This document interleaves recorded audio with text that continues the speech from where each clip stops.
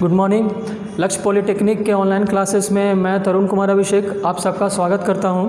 Fifth sem electronics में जो आपका पेपर है वो एक पेपर है रेडियो एंड टेलीकम्युनिकेशन सिस्टम, जो कि मेरे को पढ़ाना है, जिसमें मैंने सिलेबस का डिस्क्रिप्शन यहाँ पे दिया है। इसके पहले फोर्थ सेम में जो आपको कम्युनिकेशन सिस्टम पढ़ना था उसके शुरू के जो 4 यूनिट हैं वो आपको अच्छे तरीके से आने चाहिए। उसके बाद ही आपका ये जो फिफ्थ सेम का रेडियो एंड टेलीकम्युनिकेशन सिस्टम है वो बेहतरीन ढंग से आपका पूरा हो पाएगा।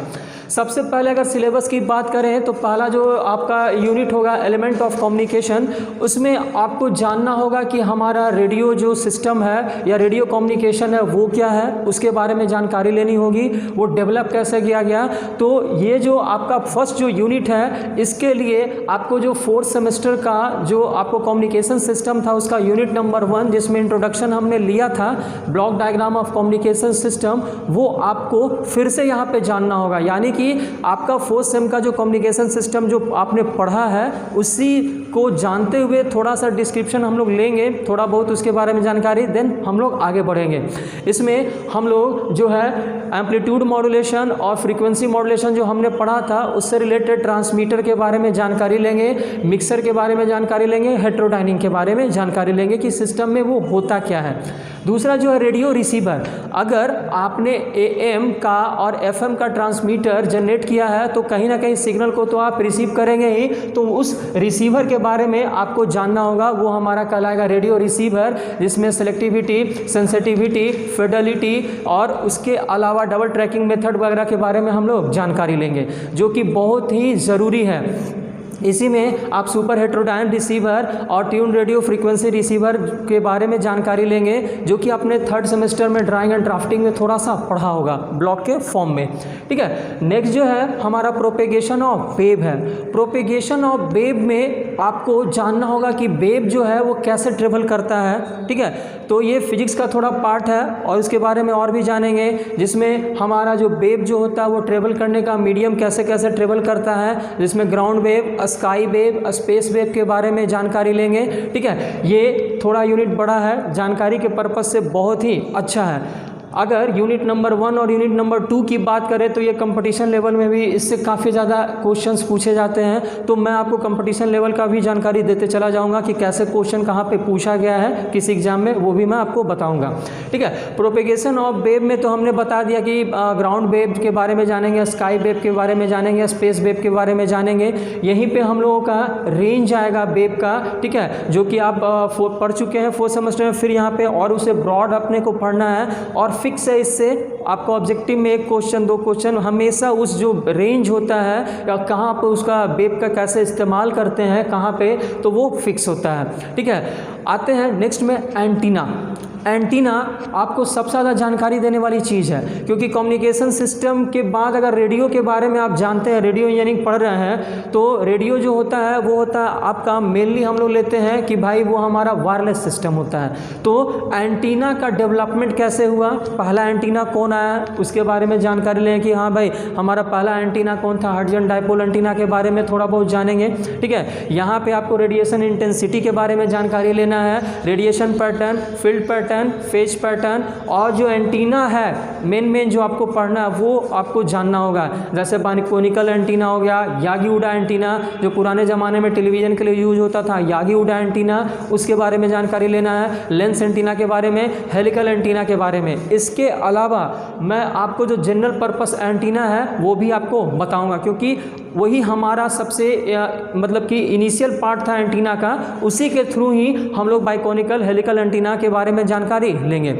नेक्स्ट जो है कि यहाँ पे हम लोग एक पॉइंट सोर्स से जो इक्वेशन आता है उसके बारे में जानकारी लेना स्टार्ट करेंगे। ठीक है, नेक्स्ट हमारा जो 5th यूनिट है रडार एंड नेविगेशन एड्स। ठीक है, तो रडार के बारे में आपको जानना होगा। ठीक है, कि रडार हमारा वर्किंग कैसे करता है, रिसीविंग सेक्शन के बारे में, ट्रांसमिटिंग सेक्शन के बारे में, डोपलर शिफ्ट यहाँ पे आपको पढ़ना होगा जो कि हर हालत में आपके एग्जाम में आता है, वो फिक्स है। रडार इक्वेशन जो कि सारे ईयर पूछे जाते हैं, लगभग ईयर, उसके बारे में जानकारी अपने को लेना है। ठीक है, रडार का वर्किंग हम लोग जानेंगे, डुप्लेक्सर के बारे में पूरा जानकारी यहाँ पे हम लोग गेन करेंगे। नेक्स्ट जो है हमारा यूनिट नंबर 6 सैटेलाइट कम्युनिकेशन। ठीक है, देखिए ये जो आपका सैटेलाइट कम्युनिकेशन है ये काफ़ी ज़्यादा इम्पॉर्टेंट है। आज के डेट में हम लोग रडार का अगर बेहतरीन इस्तेमाल कर रहे हैं तो सैटेलाइट का भी।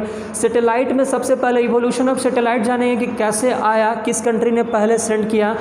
इसके अलावा हम लोग सैटेलाइट का जो सिस्टम है आपका ट्रांसमीटर और ट्रांसमिटिंग सेक्शन और रिसीविंग सेक्शन, उसके बारे में जानकारी लेंगे कि भाई ग्राउंड सेगमेंट में हमारा क्या होता है, कैसे कैसे वर्क होगा। सैटेलाइट के रेंज के बारे में जानकारी लेंगे, सैटेलाइट के ऑर्बिट के बारे में जानेंगे और इसके अलावा केपलर्स लॉ भी अपने को जानना जरूरी है। ठीक है, नेक्स्ट जो हमारा यूनिट है यूनिट नंबर 7 एनालॉग ट्रांसमिशन। ठीक है, एनालॉग ट्रांसमिशन बहुत ही इंपॉर्टेंट यूनिट है। आज के डेट में हम लोग इसका काफ़ी ज़्यादा इस्तेमाल कर रहे हैं। ठीक है, तो कैसे हमारा ट्रांसमिशन होता था, पुराने ज़माने में तो एनालॉग ट्रांसमिशन होता था, आज के ज़माने में लगभग सारा डिजिटल है, लेकिन आज भी हम लोग इसका इस्तेमाल कर रहे हैं। तो इसमें जानेंगे एसी सिग्नलिंग के बारे में, डीसी सिग्नलिंग के बारे में, इसके अलावा जो हम लोग मॉडेम के बारे में जानेंगे, इस यूनिट में जानना है, अटेन्यूएटर के बारे में जानेंगे, रिपीटर के बारे में जानेंगे। ये इतना आपको जानना ज़रूरी है। नेक्स्ट जो हमारा यूनिट नंबर 8 है डिजिटल ट्रांसमिशन। ठीक है, डिजिटल ट्रांसमिशन बहुत ही ज़रूरी चीज़ आपको जानकारी देगा। ठीक है, तो डिजिटल ट्रांसमिशन में आपको पीसीएम के बारे में जानना है, पल्स कोड मॉड्यूलेशन के बारे में आपको फिर से जानना है, ऑप्टिकल फाइबर सिस्टम के बारे में जानकारी लेना है। इसके अलावा ISDN integrated service digital network, कैसे आपका डिजिटल सिस्टम डेवलप हुआ, क्यों हमें मिला, हमारा कॉल वेटिंग वगैरह जो फ़ोन में आता है, कॉल फॉरवर्डिंग हो गया या वीडियो जो हम भेजते हैं, मैसेज जो भेजते हैं, तो उन सब के जो सिस्टम है वो हमें मिला है ISDN के थ्रू। तो उसके बारे में पूरा डिटेल जानकारी लेंगे। सबसे लास्ट यूनिट है स्विचिंग। ये स्विचिंग आपको डिजिटल स्विचिंग के बारे में भी जानना है। इसके अलावा स्ट्रॉगर स्विच के बारे में जानेंगे, क्रॉस बार स्विचिंग के बारे में जानेंगे। ठीक है, ऑप्टिकल फाइबर सिस्टम के बारे में एक बार फिर से इस यूनिट में जानना है। ठीक है, हम लोग यहाँ पे ट्रैफिक इंजीनियरिंग जो कॉल के हिसाब से जो ट्रैफिक इंजीनियरिंग होता है वो जानेंगे और इसके अलावा टेलीफोन नेटवर्क है वो हम लोगों को जानकारी लेना है। इसके अलावा एक चीज़ और पढ़ना, ट्रांसमिशन मीडिया, कि कैसे आपका सिग्नल ट्रेवल करता है, कि गाइडेड मीडिया क्या है, अनगाइडेड मीडिया क्या है। तो आपका यूनिट 9 यूनिट है, थोड़ा सेक्शन बड़ा है। इसके अलावा 4 सेम अगर आपने अच्छे से नहीं पढ़ा है तो ये थोड़ा तकलीफ़ देगा, क्योंकि आपका जो यूनिवर्सिटी या टेक्निकल यूनिवर्सिटी SBT वो जो है AM और FM से भी सवाल इसमें डालते हैं। इसके अलावा नॉइज़, तो आपको अगर AM amplitude modulation, frequency modulation और इसके अलावा नॉइज़ आपका नहीं पढ़ा हुआ है तो 12 नंबर का क्वेश्चन लगभग फिक्स होता है, 10 से 12 नंबर का क्वेश्चन, तो वो आपको 4 सेमेस्टर के बिना नहीं हो पाएगा। ठीक है, क्योंकि ये जो आप पढ़ रहे हैं, ठीक है, 6 में अगेन जब आप जाएंगे तो फिर से वहाँ पे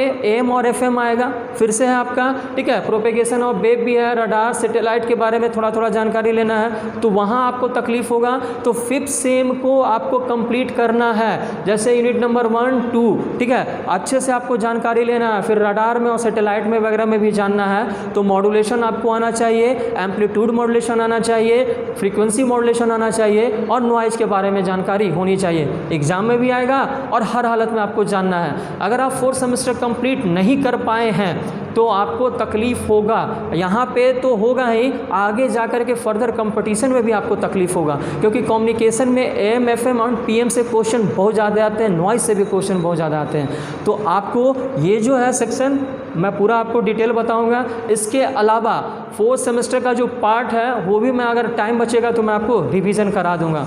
ठीक है, तो हम लोग नेक्स्ट में स्टार्ट करेंगे यूनिट नंबर 1 से, कि हमारा रेडियो एंड टेलीकम्युनिकेशन सिस्टम वहाँ से स्टार्ट हो जाएगा।